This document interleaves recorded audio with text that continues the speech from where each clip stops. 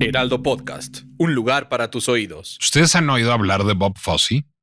Seguramente sí, si les gusta el cine, si les gusta el teatro, particularmente si les gustan los musicales. Si uno piensa en musicales y empieza cosas muy alegres, muy glamorosas, y eso probablemente sea porque no ha visto uno musicales de Bob Fosse. Porque cualquiera que ha visto Cabaret, o que ha visto Chicago, o que ha visto Sweet Charity, sabe que los musicales pueden ser una cosa profundamente oscura y sabe que hay una idea que, pues digamos, va sobrevolando la obra entera de Bob Fosse como director de teatro y como director de cine, que es la muerte. Probablemente la mejor película de Bob Fosse sea All That Jazz. All That Jazz es una película filmada en 1978, nominada a la Palma de Oro en el Festival de Cannes, a muchos Óscares, y es un musical sobre un tipo al que le da un infarto, fundamentalmente. Bob Fosse era un hombre muy compulsivo, era un hombre que fumaba muchísimo, que bebía muchísimo, que se metía muchas pastillas, que comía mucho y luego dejaba de comer mucho tiempo. Y antes que todas esas adicciones, tenía una adicción al trabajo verdaderamente espectacular. Y hubo un momento en 1972 en que Bob Fosse estaba al mismo tiempo terminando de editar Liza with a Z, el especial televisivo de Liza Minnelli por el que se ganó un Emmy. Estaba terminando de editar también al mismo tiempo Cabaret, la película con Liza Minnelli también y Michael York, por la que se ganó un Oscar. Y estaba montando en el teatro Chicago, el musical con su esposa Gwen Verdon y con Chita Rivera, por el cual se ganó un Tony. En 1973, Bob Fosse se ganó un Emmy, un Oscar, un Tony y un infarto, más o menos todos al mismo tiempo, y terminó en el hospital con pues la prescripción médica de dejar de fumar, dejar de beber y dejar de meterse pastillas y dejar de trabajar a ese ritmo de manera inmediata.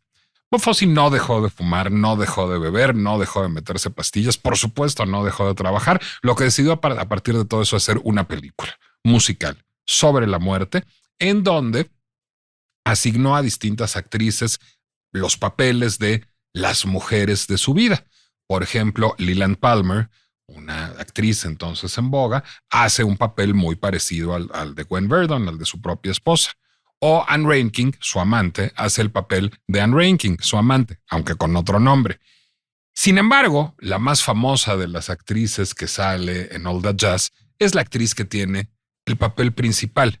Es la actriz que encarna al verdadero amor de la vida de Bob Fosse, al amante ideal, a la esposa eterna, es decir, a la muerte.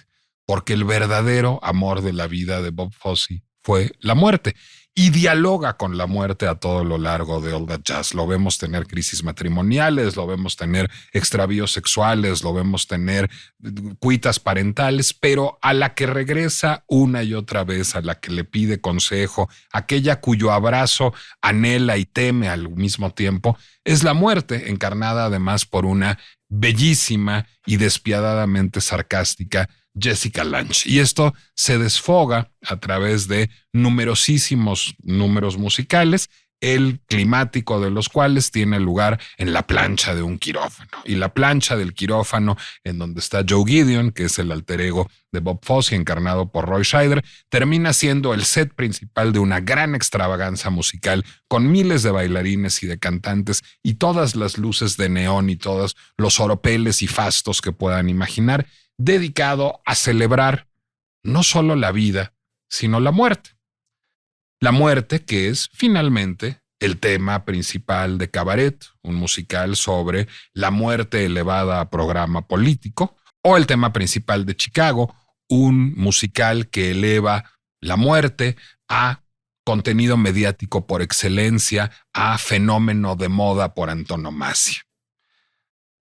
La biografía de Bob Fosse que publicó Martin Gottfried hace algunos años se llama Bob Fosse, Vida y Muerte. Porque para Gottfried sería inconcebible hablar de Bob Fosse, hacer un retrato preciso pero no verdadero, diría Richard Avedon, de Bob Fosse sin abordar su muerte. Por otra parte, cuando yo participaba en redacciones de periódicos y revistas, se burlaban de mí por mi afán de sopilote. Todo el mundo me decía que a mí lo que me gustaba escribir de veras, que mi género era la necrología. Y es cierto. Yo siempre he dicho que la única manera de hacer un perfil, regreso a Avedon, preciso pero no verdadero, de un ser humano, es incorporar su muerte. Solo a partir de la muerte de una persona sabemos cuál fue la totalidad del arco que dibujó su vida. La muerte. La muerte sirve para algo, además de para hacer chistes y calaveritas de azúcar y para sufrir muchísimo. La muerte tiene algún sentido a la hora de contar una vida. Lo tuvo para Bob Fosse, lo tiene para ustedes que están escuchando esto. Esa es la pinche complejidad, nada más y nada menos que de la vida y la muerte.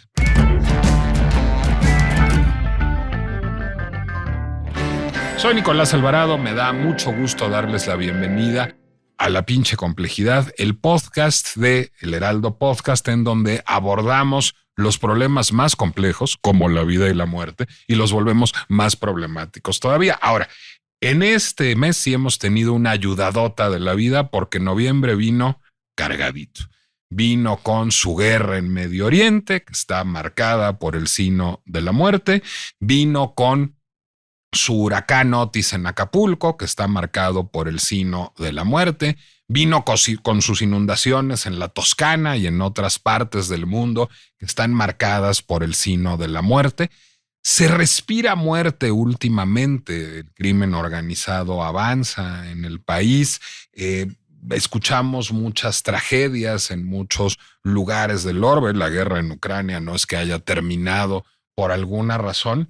Y sin embargo, pues noviembre ha sido, por otra parte, en términos de las tradiciones mexicanas, pues permíteseme decirlo, pero business as usual. Y con business as usual tendré que reconocerle cosas a las tradiciones mexicanas. Se dice que los mexicanos tenemos una relación privilegiada con la muerte y que nos reímos de la muerte y que desafiamos a la muerte todo el tiempo. Y muchas tradiciones, la Catrina, las calaveras de posada, las calaveritas de azúcar, están, digamos, basadas en esto. Y sí, hay que reconocer que a diferencia de otras culturas, la mexicana es una que, pues digamos, reconoce que ahí está la muerte y le hace como chistecitos de vez en cuando. Basta esto para tener una relación, digamos, viable con la muerte, para incorporarla a la vida cuando no pide permiso para incorporarse, para significar algo que de todas maneras ahí está.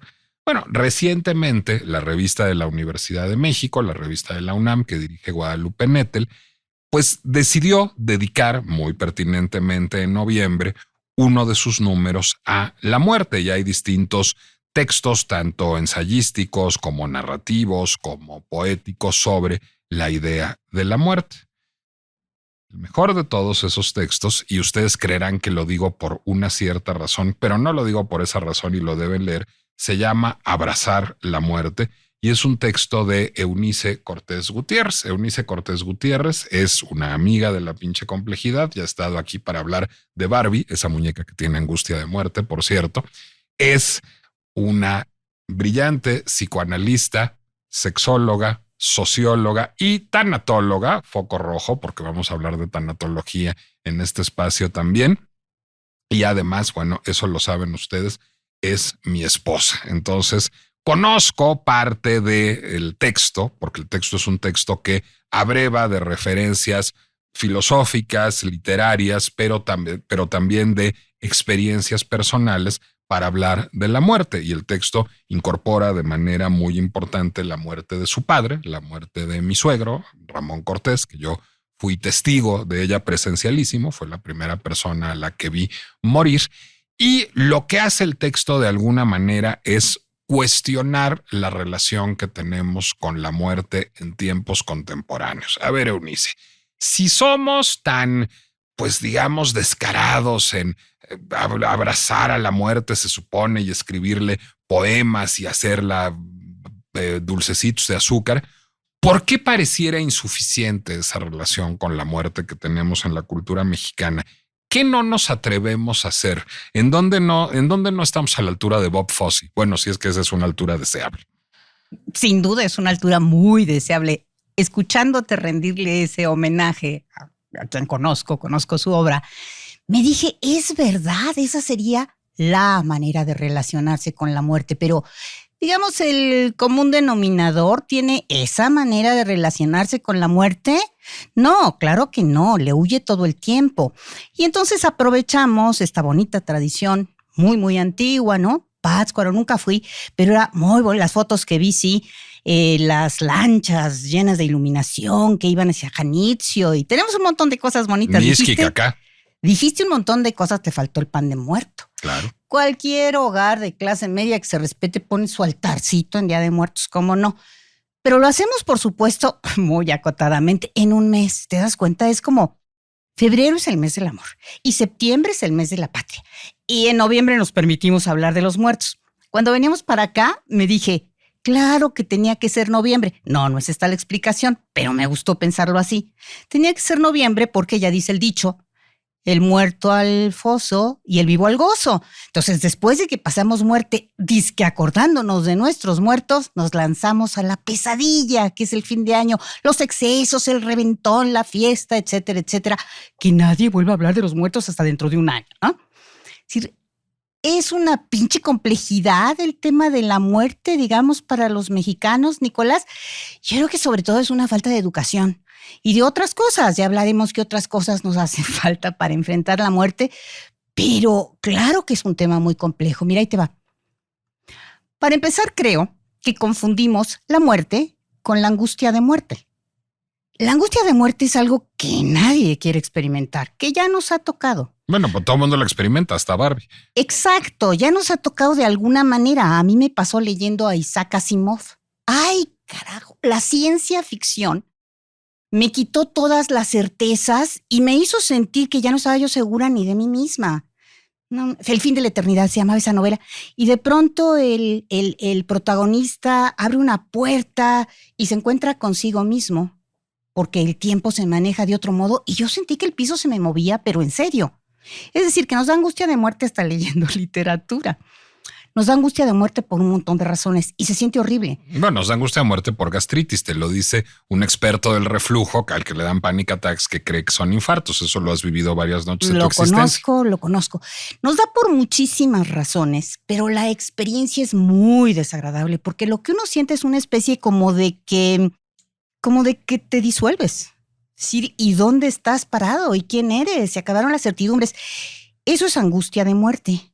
Eso hay que aprender a manejarlo. Aquí debería yo sacar mi anuncio de dónde doy terapia, ¿no? Pero no es la muerte. La muerte es otra cosa. Para mucha gente solo oír muerte le detona angustia de muerte. Cállate, habla de otra cosa. Eso no.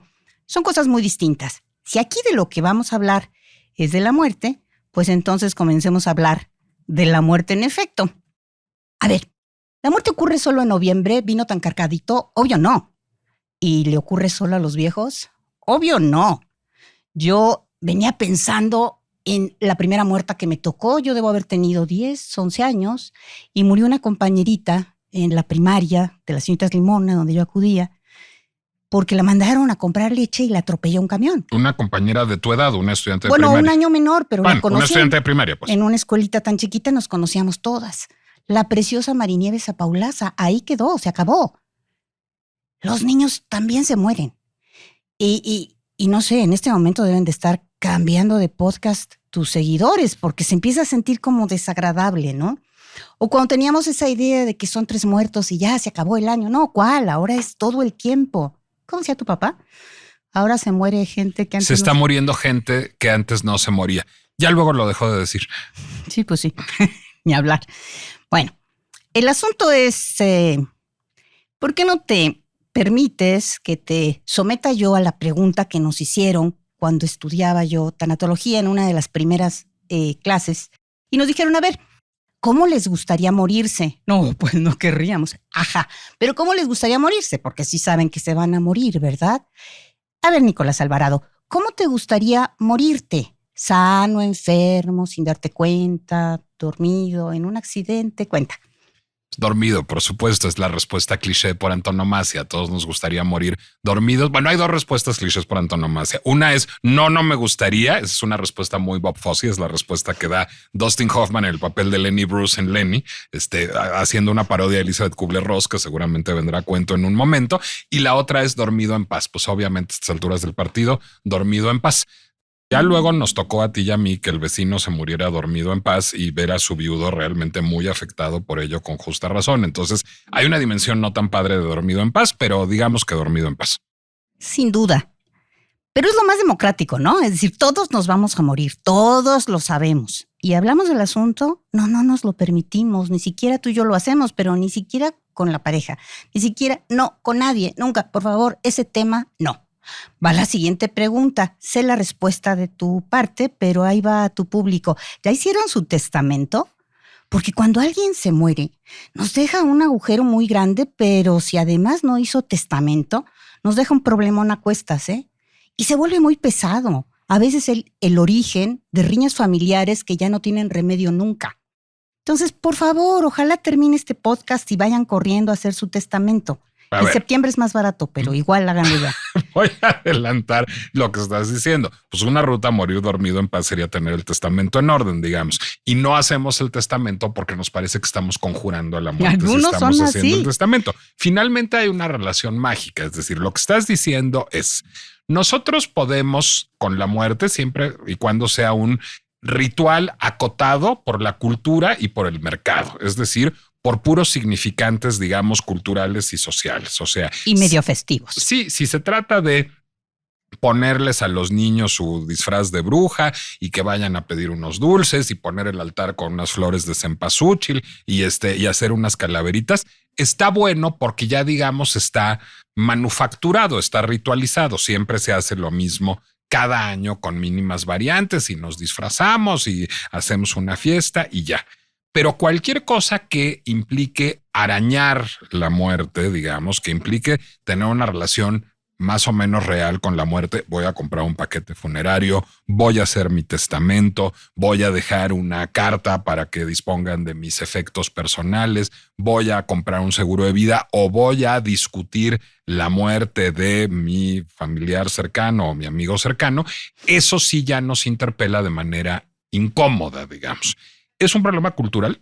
Es un problema cultural, por supuesto que sí, pero tiene un montón de consecuencias. Déjame seguir tratando de sensibilizar a la gente que escucha tu podcast. ¿Cuántos saben que en México no está legalizada la eutanasia? Quizás la mayoría. Qué bueno, sí, muy bien. Pero ¿cuántos saben que lo que sí existe es la voluntad anticipada? Perdón, ¿qué es eso? No, perdón, ¿qué es eso? ¿Qué es la voluntad anticipada? Sí, es un documento que podemos firmar en alguna institución de salud, puede ser privada, puede ser pública, en donde dice, por favor, llegada a tal circunstancia en donde a lo mejor ya no soy capaz de tomar decisiones, o a lo mejor ya resulta muy doloroso, o a lo mejor ya no me puedo mover, uno lo decide, ya no me sigan haciendo cosas, ¿no? Cuando digo haciendo cosas, ¿a qué me refiero? La distanasia. Los médicos, es una profesión cansadísima, le meten un montón de trabajo a prepararse para tratar de darnos salud y de mantenernos con vida. De hecho, pronunciaron en algún momento ¿cómo se llama esta cosa hipocrática? El juramento hipocrático. Están del lado de la vida. O sea, la distanasia es que te tengan ahí como una alcachofa conectado a una máquina. Sí, y se entiende que por un lado la medicina no puede avanzar si no, digamos, experimenta un poco con los enfermos y uno pues, puede estar dispuesto a hacer un poco conejillo de indias, pero hasta llegar a un punto, porque luego hay vivales, incluso vivales, como en todas las profesiones, que lo que quieren es aprovecharse de una situación en donde la familia está de veras angustiada, que no se muera. Pues mire, si le ponemos, si le quitamos, si le amarramos y si, ¿por qué no? Vamos a seguir intentándolo. Y eso se llama distanasia, ese abuso. Por cierto, que yo respeto la posición de cada persona, pero debe ser así, una decisión libre. A mí, conozco gente así, dice, háganme todo, por favor, pero manténganme viva. Sí, claro que sí. Mi padre, tú lo sabes, mi madre, tú lo sabes, ya no quisieron ir a hospitales. Ellos murieron en nuestra casa, ambos, con una diferencia de 15 años, pero ambos murieron allí porque no querían ir allí.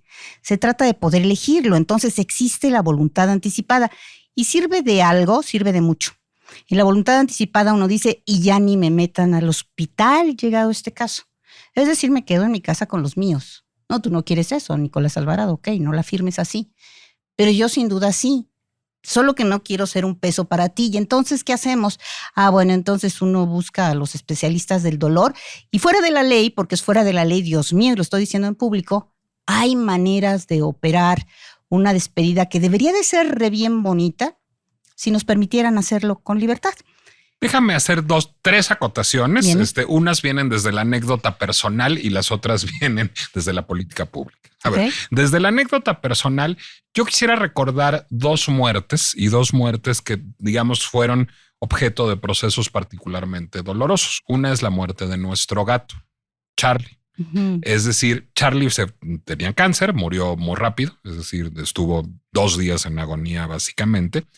Y tú y yo no estábamos realmente de acuerdo en cómo proceder. Es decir, tú hubieras querido que muriera en casa y sí, yo te di chance largo, un día, digamos, entero. 24 horas, sí. Pero yo empecé a percibir que era demasiado sufrimiento para él y yo opté porque, como se dice eufemísticamente, lo durmiéramos, es decir, lo eutanasiáramos y tú me diste chance después de 24 horas y al final tomamos esa decisión. Tú tenías razón o yo tenía razón, pues no tenemos manera de saberlo porque Charlie no hablaba. Seguramente Charlie sí sabía si quería, si yo tenía razón y quería que lo sacaran de ahí o tú tenías razón y quería morir en su casa. Pero pues a Charlie no le podíamos preguntar e hicimos lo que mejor pudimos. Pues la tragedia de ser gato y no poder decir, oigan, ya duérmanme, oigan, no chinguen, déjenme en mi casa. Eso no se puede. Pero vayamos con mi padre, que fue un caso más complicado. Mi padre murió con un problema psiquiátrico que hacía que sí podía expresarse, pero le era extraordinariamente complicado. Pero muy doloroso, perdóname que te interrumpa, para una persona que era un maestro para manejar las palabras. Es totalmente correcto y muy doloroso de verlo para los suyos, digamos. Y al final, él tenía, digamos, un cuadro muy complicado porque tenía un problema psiquiátrico, un problema cardíaco, un problema pulmonar, un problema pancreático, un problema dérmico. En fin, era un cuadro realmente ya muy complicado. Y al final, pues estaba inconsciente. Y entonces recuerdo perfectamente la discusión muy parecida a la que tuvimos tú y yo sobre Charlie, que tuvimos mi madre y yo, sobre si intubarlo para ver si se le podía ganar unos días de vida o no intubarlo para dejarlo en paz. Ahí afortunadamente hubo un médico que ya no está con nosotros y al que yo siempre le estaré muy agradecido, el doctor Efraín Weiser, que lo que dijo es, a ver, se puede hacer lo que los dos quieren porque se le puede anestesiar e intubar. Entonces, se ve si hay chance de que viva 3 días más y no sufre.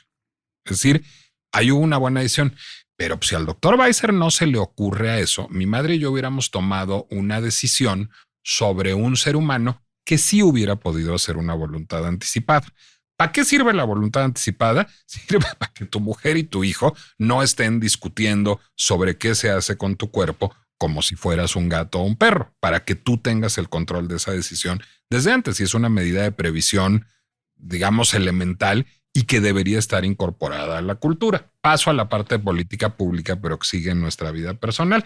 Bueno, uno de mis grandes amigos, y lo sabe el público de La Pinche Complejidad, porque ha venido a este podcast a hablar de pobreza, es Salomón Chertorivsky, que es diputado al Congreso Federal actualmente y que presentó una iniciativa de muerte digna que lleva meses atrapada en comisiones. Porque a la gente, ¿qué pretende Salo? Lo que pretende Salo es que se legalice la eutanasia. O sea, lo que dice Eunice ya ha sido parte de su agenda de campaña desde el principio y ha hecho los procesos de parlamento abierto que ha hecho falta. Y eso vive atrapado en un limbo en donde, por cierto, hay una buena parte del PAN y una buena parte de Morena, no tiene que ver con colores ideológicos, a los que les da pánico legalizar la muerte digna. Y uno se imagina a mi pobre amigo como si saliera a las calles con una guadaña queriendo matar cristianos para que se mueran rapidito. Y en realidad lo único que plantea la iniciativa de ley es, si usted llegara a querer que lo eutanasiaran, tiene usted la posibilidad legal de hacerlo. Y si no, nadie. Es como cuando, digamos, en las épocas en que la gente se horrorizaba por el aborto. Exacto. Después yo trabajaba cerca de Gilberto Rincón Gallardo o de Patricia Mercado o de mi propia madre Tere Vale y se imaginaban que iban a salir Patricia y Gilberto y mi madre igual a practicar abortos a domicilio. Pues no, el aborto no es una política de salud pública y la eutanasia tampoco. Nadie está promoviendo la eutanasia ni el aborto, pero son recursos que in extremis son útiles. Ahora, este programa no es sobre el aborto, pero sí es en parte sobre la eutanasia. ¿Por qué nos da tanto miedo? Diría tener el control de nuestras propias decisiones con respecto a nuestro cuerpo. Así planteado, supongo que la mayoría te dirían, no, a mí no me da ninguno, pero es que en realidad lo que nos da miedo es enfrentar el final de las cosas. Es decir, la muerte es el final, el mero definitivo final. Pero en principio... Como diría Raúl Astro. Exacto. En principio es que fin... Bueno, no nos gustan ni en las películas románticas, nos ponemos a llorar. Es decir, no estamos familiarizados con la idea de que las cosas comienzan y terminan. Y no nos gusta pensarlo. Y eso nos hace muy malos en un montón de sentidos. Por ejemplo, el fácil, el rápido, nos hace malos amantes. Porque como somos eternos y vamos a poder tener este y desecharlo, y luego el que sigue, y luego el de más allá, y nunca aprendemos a ser amantes. Nunca resistimos el compromiso de pasar por conflictos para ser amantes. Porque, pues, total, somos eternos, ¿no? Siempre va a haber otro por ahí que me guste, que me parezca chulí. Bueno, pero somos malos también por no aceptar el final como vivos. Porque lo que hacemos es que desperdiciamos un montón de tiempo de una vida que es muy corta y de entrada ni sabemos cuánto va a durar, a lo mejor se acaba mañana, la desperdiciamos en un montón de cosas, ¿no? Y entonces vienen hasta el fade out alcohólico con una frecuencia inaudita. Y lo que estoy diciendo es, como no tenemos la conciencia del final, administramos mal, la salud no se diga. Porque uno dice, no, yo no me pasa nada, y cuando esté mal, pues se haga cargo el médico, en lugar de practicar lo que se llama higiene preventiva, es decir, ¿qué tal y como mejor? ¿Qué tal y tomo algunos cuidados? O si ya caí enferma, ¿qué tal y observo las prescripciones médicas? Hasta los médicos tienen claro ya, está muy demostrado que sus tratamientos de punta tienen mejor efecto cuando la persona participa. Porque si no, esta frase que conocemos de ¿se dejó morir? Es cierto.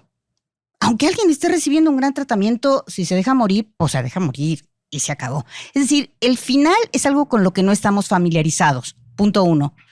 Lo otro con lo que no estamos familiarizados y nos da pánico es el dolor. Yo sostengo que vivimos en una sociedad anestésica. O sea, tantito nos duele. Lo dices en el texto, dices que vivimos en una sociedad analgésica y hedonista. Así es, tantito nos duele. Y entonces queremos que nos lo resuelvan. Y cuando digo nos duele, es el cuerpo o el alma. Que no me duela, por favor. Deme una pastillita. En mi consulta, creo que también lo digo en el texto, en mi consulta tengo que dar cuenta de que cada vez más los pacientes echan mano de las pastillas psiquiátricas, porque no lo soportan. Yo siempre les planteo la posibilidad de lo podemos hacer con voluntad, disciplina, le seguimos revisando, aprendes de todo esto.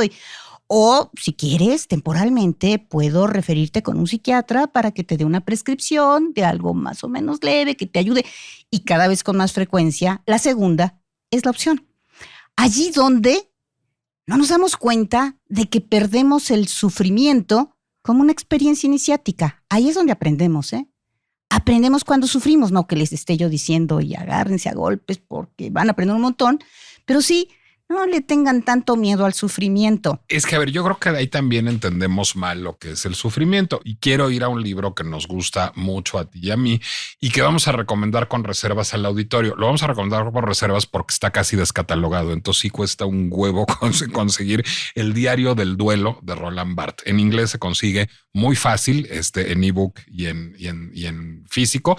En francés se consigue solo en físico. No hay un ebook en físico, un ebook del diario del duelo de Roland Barthes. En inglés se llama Morning Diary y en español está prácticamente descatalogado. Está editado por Paidós, si no me equivoco, pero cuesta mucho trabajo conseguirlo. Alguien me dijo que solicitándolo directamente a la editorial no era imposible. En fin, ahí se los dejo nomás. Yo encontré un par de ejemplares en la librería Carlos Fuentes de la UDG en Guadalajara y mandan a domicilio a cualquier rincón del país por si se ocupan, pero dicho en buen tapatío, pero sí cuesta mucho trabajo encontrarlo. Pero a ver, Barthes dice, bueno, Roland Barthes, para quien no lo haya leído o frecuentado, es este gran filósofo, semiólogo, escritor que vivía con su madre. Su madre era su compañera de vida y en algún momento muere la madre y él garrapatea un diario del duelo a lo largo de como año y medio, digamos el año y medio posterior, que no pensaba que terminara publicando. Sería, digamos, un escrito seminal para algunas de sus obras posteriores, pero era para él, o sea, eran unos apuntillos como diario del duelo. Y en ese diario del duelo hay una idea que me parece muy importante respecto al sufrimiento. Lo que dice Barthes es que al constatar, digamos, lo que él experimenta como duelo tras la muerte de su madre, es que, pues digamos, toda esta hiperemotividad del duelo, sufrir y llorar y, dirían los judíos, literalmente desgarrarse las vestiduras, pues es un poco una puesta en escena histérica para poder lidiar con el sufrimiento, que no es eso. Casi diría, Barthes lo refiere casi como un entretenimiento para lidiar con el sufrimiento, que es una cosa sorda, honda y permanente. Permanente. Yo creo que eso es lo que nos debe de costar mucho trabajo y al mismo tiempo es inevitable. Creemos que el sufrimiento es esto de llorar muchísimo y desgarrarse las vestiduras y tener ataques de angustia, y a lo mejor el sufrimiento es una cosa pues mucho más profunda y terrible, pero también mucho más serena y manejable. ¿No será que entendemos mal lo que es el sufrimiento y que nos hace falta, digamos, le entendemos más a la teatralidad del sufrimiento que al sufrimiento mismo? Absolutamente sí. Vaya, las embarazadas ahora lo que quieren no son partos naturales. En cuanto se los ofrecen, dicen, pues sí, mejor una cesárea programada y por favor me anestesia por completo, doctor. Le damos la vuelta. Y no me tocó parir hijos, tuve mis 2 cosijos, pero no me tocó parir hijos. Y sé que las que han pasado por el trabajo de parto establecen una relación muchísimo más íntima con sus niños. Entre otras cosas porque uno aprende de la chamba, del trabajo. Y el sufrimiento es un trabajo, es una chamba. Así que, niño de mis entrañas, ¿cómo me costó este trabajo, no? 10 horas de parto. Pero no solo, hablé de la bonita, ¿no? Porque al final lo que hay pues, es un nacimiento y qué bien. Pero, no, pues y lo vas a educar y te vas a divertir con él y lo vas a querer y te va a querer y te va a cuidar en la enfermedad. Es un gran negocio tener un hijo. Tener un muerto no es un gran negocio. Esa es la cosa. Cuando mi madre estaba ya en el último tiempo, digamos, los últimos días, ya había entrado a un estado en el que ya no iba a ver para atrás. Yo me decía, híjoles, como eso, como parir, pero el resultado al final va a ser un muerto. Bueno, de hecho, Barthes lo dice. Barthes en uno de los pasajes del Diario del Duelo lo que dice es, al haber yo cuidado a mi madre en su enfermedad, se volvió como mi hija y ahora lo experimento como la pérdida de una hija. Sí, como sea que lo experimentes, la imagen que seas capaz de darle, escribas o no escribas, de lo que se trata es de empezar a hacernos a la idea de que una vez que dejamos de ser estos ingenuos, bonitos niños que no han perdido a nadie, ni siquiera a la compañerita Marinieves a Paulaza que fue a comprar la leche, empieces a aceptar que eso forma parte de la vida. Porque no es la vida o la muerte, es la vida determinada por la muerte. O sea que a todos nos va a tocar un numerito musical con Jessica Lange. Absolutamente, y si tenemos la capacidad creativa de Bob Fosse, pero si no la tenemos, podríamos tenerla para hacer una vida mejor. Soportar, si quieren verlo de esa manera, el dolor, el sufrimiento de las muertes, todas ellas, de los seres vivos, sus animales, sus parientes, sus amigos, o de las cosas que tanto querían, ese trabajo magnífico que perdiste, o aceptarlo y no querer ahogarlo. En alcohol generalmente es como se hace, ¿no? Sino aceptarlo y permitir que esa marca que va haciendo en tu cerebro, diría yo el corazón, pero es falso, ¿no? La marca la hacemos en el cerebro, le vaya permitiendo a toda tu organización neuronal, a esa red de neuronas, que vayan adaptándose a manejar las cosas de otro modo. Es decir, entre más huyamos... Pero eso, digamos, es un proceso nada más neurológico, o sea, no es que le puedas hacer nada ahí emocionalmente. Bueno, emocionalmente puede uno intentar pasársela lo menos mal posible, ¿no? Generalmente lo que les digo es, para empezar, llora, por supuesto, digo, de entrada, llora, claro que sí, permítelo. Nomás no te descuerda, no lo conviertas en melodrama. Porque en última instancia de lo que se trata es, en la medida en que lo huyas, en esa misma medida, cobarde que estás siendo, te va a perseguir el coco en la oscuridad cada vez más fuerte. ahí hay una cosa que me interesa mucho preguntarte. Al inicio del podcast decía yo con jiribilla que Eunice Cortés es tanatóloga y que de eso íbamos a hablar porque, y además yo me sé el backstage del texto, pues a Eunice le hablan de la revista de la universidad porque saben que es tanatóloga y quieren que la tanatología tenga un lugar, digamos, en este discurso sobre la muerte, y tienen toda la razón. Y el texto termina siendo ferozmente crítico con la tanatología. Es decir, lo que tú dices es la tanatología es esta, digamos, rama de la psicología, de la medicina, habría que preguntárselo bien, que funda una psiquiatra, Elizabeth Kubler-Ross, en los años 50, si no me equivoco, del siglo pasado, y que busca, digamos, ayudar en el procesamiento de la muerte, tanto al muerto como a los deudos. Y digamos a los cuidadores del enfermo. Lo que dices en el texto es, para cuidar enfermos algo ayuda la tanatología, te da como buenos consejos. No suena que le reconozcas más que eso, pero a lo mejor yo te leí mal. Pero ya que se murió el muerto, pues ya no sirve para nada. Es un poco mi lectura del texto. Sí, nomás que te brincaste del paso en el que a lo mejor no lo digo claramente, pero sin duda sí hay un mérito de la tanatología porque empezó a cambiar la visión que teníamos con respecto a los muertos.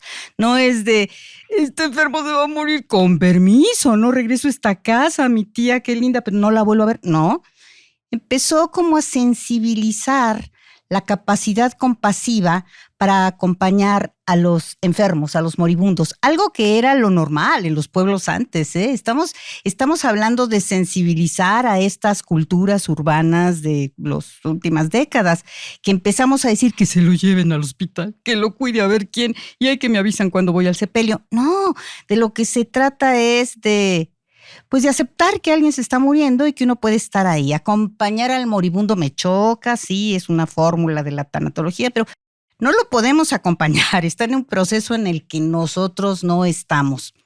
Pero nos sensibiliza o intenta sensibilizarnos, como sobre todo sensibilizó a la institución hospitalaria, es decir, a los médicos. Y eso ya permite que acompañen a sus enfermos allí. Antes te sacaban. Usted sálgase, aquí nomás los médicos determinamos cosas, seguro que les ha pasado.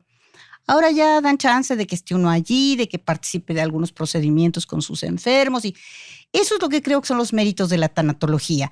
Pero si alguien dice, voy a la tanatología porque de ese modo no me va a doler, pues el adelanto, por supuesto que le va a doler y horriblemente. Cuando yo le pregunté a mi mejor maestra de tanatología, más bien ella me dijo a mí, ¿y por qué viene esa consulta conmigo? Pues que quiero que me duela menos la muerte de mi papá, que estaba anunciada. Me dijo, no, pues entonces ya vete, no hay manera de que te duela menos. Gracias, doctora, gracias, tenía razón.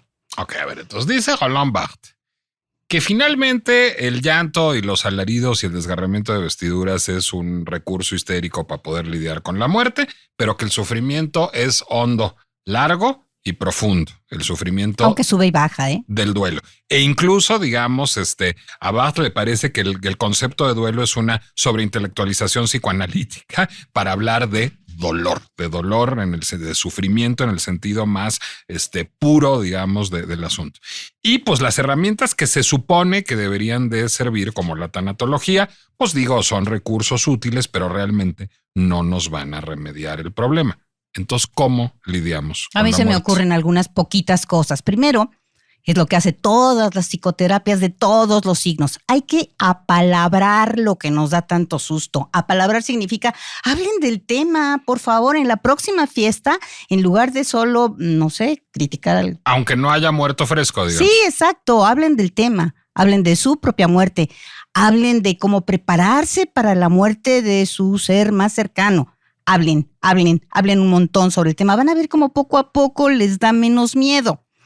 Otra, tomen las previsiones respecto a su propia muerte, el testamento incluido. Otra, lean sobre la muerte. Roland Barthes, sin duda, es mi favoritísimo, pero hay muchos otros textos que hablan sobre la muerte. A mí los textos de Elizabeth Kubler-Ross, todos me gustaron un montón. Son de lo más divertidos porque ella se comunicaba con los muertos y en fin, más allá de si lo crees o no lo crees, yo tengo mis dudas. Ya luego se chifló Elizabeth Kubler-Ross, pero empezó muy bien. No. Digo, francamente, yo no acabo de decir si sí o si no, pero están muy bien escritos, hay algunos muy sensibles, hay algunos incluso fotográficos. Sí, léanlo, aprendan a leer y a mirar la muerte. porque si no, no nos hacemos más fuertes y vamos a seguir siendo niñitos asustados. Eunice Cortés Gutiérrez, muchas gracias. Lean en la revista de la universidad de este mes de noviembre Abrazar la muerte de Eunice Cortés Gutiérrez y todo el dossier que preparó Guadalupe Nettel, por supuesto. Vamos a dejar el URL del texto de Eunice como parte de la descripción del podcast y muchísimas gracias, pues compartir conmigo no solo la vida, sino hoy la muerte. Gracias a ti. Y por otra parte, yo les recuerdo que La Pinche Complejidad es una producción de El Heraldo Podcast que pueden ustedes escuchar en Spotify, en Deezer, en Apple Music, en Amazon Music, en YouTube o en cualquier lugar en donde ustedes escuchen podcast. A Eunice Cortés Gutiérrez no la pueden encontrar en redes sociales porque haya decidido generar su suicidio digital y no estar presente, pero le pueden mandar recaditos a través de mí en Instagram y en Threads. Pero estoy en Instagram, sí, digo, yo no posteo nada, no me gusta la exhibición personal, pero allí estoy. ¿Cómo estás? Como Eunice Cortés G. Eunice Cortés G en Instagram, sí. Pero... Y en Facebook también, y en fin. O sea, te pueden escribir, pero no posteas nada. Exacto. Me parece muy bien. Yo sí posteo en Nicolás Alvarado Lector, tanto en Instagram como en Threads. Dice Ricardo Cucamonga que postear en Threads es como usar la radio de onda corta más o menos a estas alturas, pero yo sigo posteando en Threads con muchísimo gusto. Y ahora voy a cerrar con un mensaje del público, un mensaje que manda Jessica Soria. Era Nicolás Alvarado un cronista muy escuchado, por la muerte codiciado y por su público siempre aclamado. Un miércoles cualquiera, fiel a su costumbre, anticipó su defunción venidera y grabó su podcast con incertidumbre. Llamó con prisa a Eunice al terminar de trabajar, quejándose con amargura, pues pronto se iba a enfriar. No te preocupes, cariño, lo alentó con amor su mujer. La parca, estoy segura, tiene otro deber. En efecto, la huesuda estaba muy ocupada. Para ella noviembre siempre era temporada elevada. Volvió Nico a su rutina, pensando en la pinche complejidad que resulta para todos entender que la vida es brevedad. Jessica Soria, este mensaje está que te mueres. Padrísimo.